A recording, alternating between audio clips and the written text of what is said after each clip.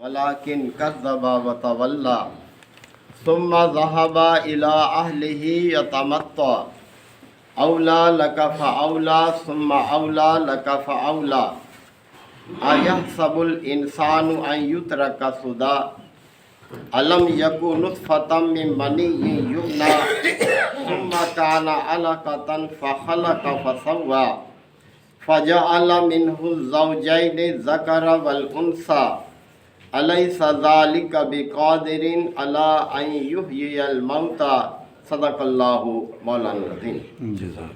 سورہ القیامہ کی یہ اختتامی آیات ہیں۔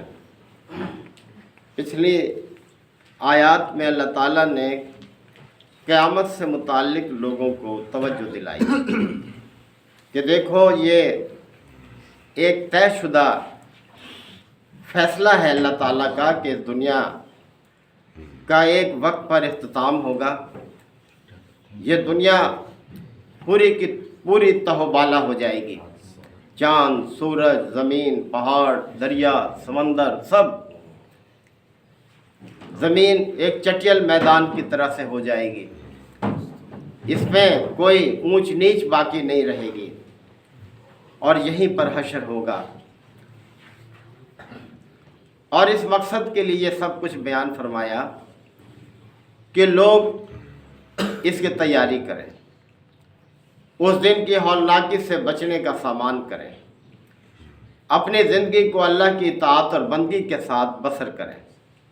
یہی ایک واحد راستہ ہے جو اس دن کی ہولناکی سے انسان کو بچانے والا ہے۔ اب ایک کردار کا ذکر کیا جا رہا ہے کہ جو بڑا باعزت بنتا تھا، لوگ اس کی بڑی قدر کرتے تھے اور صاحب حکمت کہتے تھے اس کو، لیکن کیا اس کی حکمت اللہ کے پیغمبر کے نزدیک کے اس کو ابو جہل کا نام دیا کہ وہ جہالت کا باپ۔ تو اس کے حوالے سے بات کی جا رہی ہے کہ فلا صدق ولا صلی، نہ اس نے تصدیق کی نہ نماز پڑھی۔ نماز پڑھنے سے مراد یہی ہے کہ وہ دین اسلام کو قبول کرتا تو پھر جو شخص جیسے ہی ایمان کا اقرار کرتا ہے کچھ دیر نہیں گزرتی کہ نماز کا وقت آ جاتا ہے اور اس کے ایمان کا پتہ چل جاتا ہے کہ اس نے جس چیز کا اقرار کیا ہے اس کو دل سے قبول بھی کیا ہے، اس پر عمل بھی کر رہا ہے وہ۔ تو اس لیے فرمایا ہے کہ فلا صدق، اس نے تصدیق نہیں کی۔ اللہ تعالیٰ نے کتنی باتیں قیامت کے حوالے سے بیان کی، سب سنی، لیکن نہیں مانا، کوئی غور و فکر نہیں کیا، کوئی اپنی اصلاح نہیں کی۔ ولیکن کذب، بلکہ ان کو جھٹلا دیا۔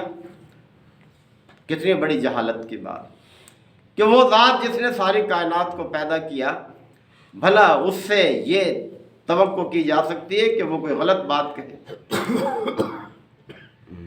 تو اس نے جھٹلایا، وتولا، اور پیٹ پھیر گیا، منہ موڑ لیا، غور و فکر نہیں کیا اس پر۔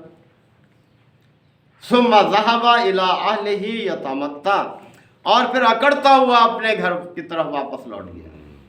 یعنی کوئی اس نے سبق حاصل نہیں کیا، اپنی اصلاح نہیں کی اس نے، حالانکہ سب کچھ دیکھ بھی رہا تھا۔ اللہ کے پیغمبر کا کردار، اللہ کے پیغمبر پر ایمان لانے والوں کا کردار، یعنی کس طرح سے ان کی زندگیاں تبدیل ہوئیں، کیا ایک انقلاب آیا ان کی زندگیوں میں، لیکن اس نے کوئی سبق ہی حاصل نہیں کیا۔ اولا لکا فاولا، پس اسی کے لیے یہ کردار سزاوار ہے، اسی کو زیب دیتا ہے یہ کردار۔ اور دو دفعہ اللہ تعالیٰ نے فرمایا ثم اولا لکا فاولا، اور پھر یہ کردار ایسے ہی شخص کو زیب دیتا ہے جو کوئی عقل سے کام ہی نہیں لیتا، کوئی غور و فکر نہیں کرتا، کوئی سبق نہیں حاصل کرتا، حقیقت کو پہچانتا نہیں ہے، تو ایسے جاہل شخص کو ہی یہ کردار زیب دیتا ہے کہ وہ جھٹلائے اور توجہ نہ دے، پیٹ پھیر جائے۔ اب پھر سوالیہ انداز میں توجہ دلائی، اَیَحْسَبُ الْإِنسَانُ أَن يُتْرَكَ سُدًى، کیا انسان یہ سمجھتا ہے کہ بس اسے یوں ہی محمل چھوڑ دیا جائے گا؟ یعنی پیدا کرنے کے بعد اس کا کوئی محاسبہ نہیں ہوگا، اس کا کوئی حساب کتاب نہیں ہوگا، وہ ظلم کرے، حق تلفی کرے، فساد پھیلائے زمین میں اور اس کو پوچھا نہ جائے گا، اور دوسری طرف جو شخص اللہ کی دعوت کو قبول کرے، اس کے مطابق زندگی بسر کرے، صبر سے کام لے، اسے نوازا نہیں جائے گا۔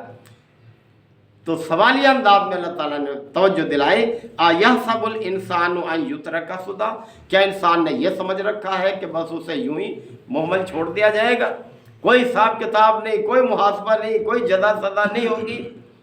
کتنی بڑی غلط فہمی ہے یہ۔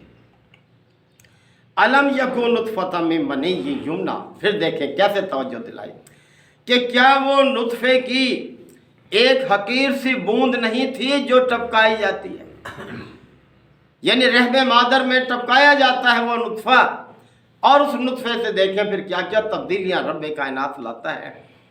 کیا انسان دعویٰ کر سکتا ہے کہ یہ کسی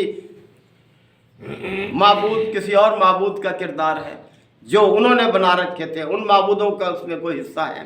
فرمایا الم یکن نطفۃ، کیا وہ ایک نطفہ نہیں تھا، من منی، ایک حقیر پانی کا، ایک حقیر بوند کا، یمنا جو ٹپکایا جاتا ہے، یعنی جو رحم مادر میں ڈالا جاتا ہے، اور پھر اللہ تعالیٰ اس کو کس طرح سے محفوظ کر کے کن کن تبدیلیوں سے گزار دیتا ہے۔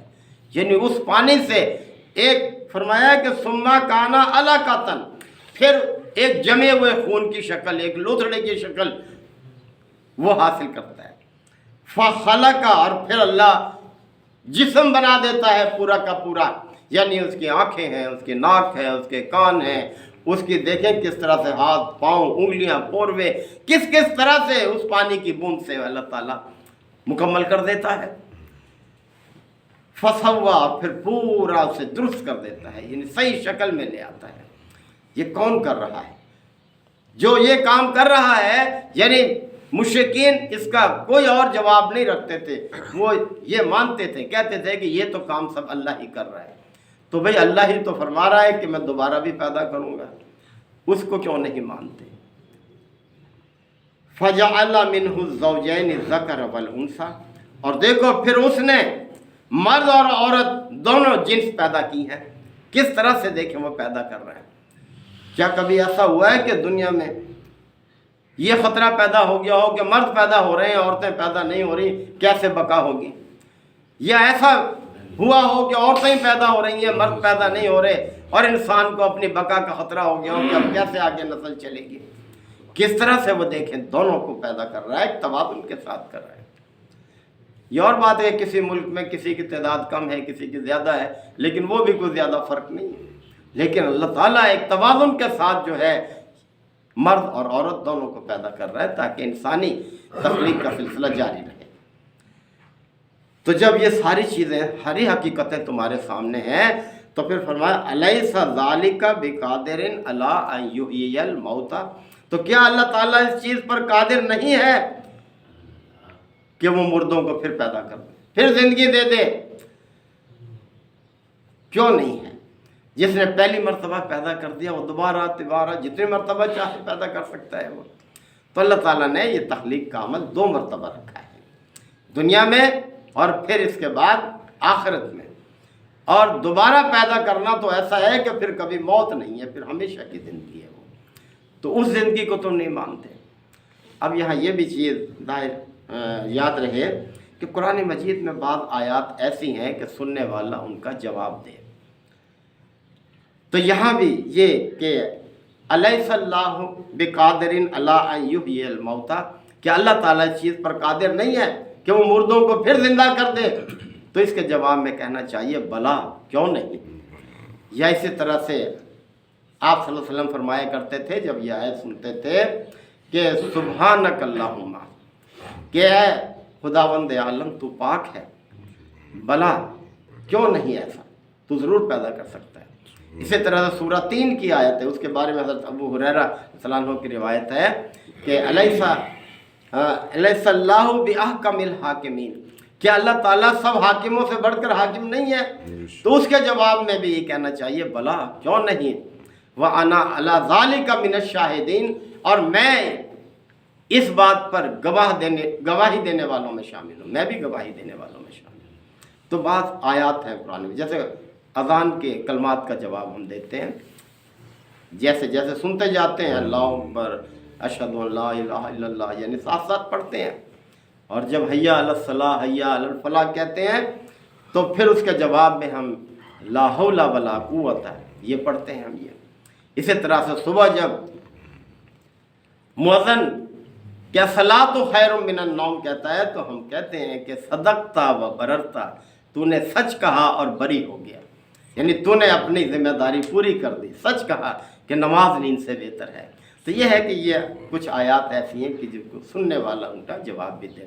اللہ تعالیٰ ہمیں آیات کو سمجھنے کی عمل کی توفیق عطا فرمائے۔ وآخر دعوانا الحمد للہ وکفا وسلام علی عبادہ الذین اصطفی ربنا آتنا فی الدنیا حسنہ وفی الآخرۃ حسنہ وقنا عذاب النار وادخلنا الجنۃ مع الابرار یا عزیز یا غفار یا رب العالمین۔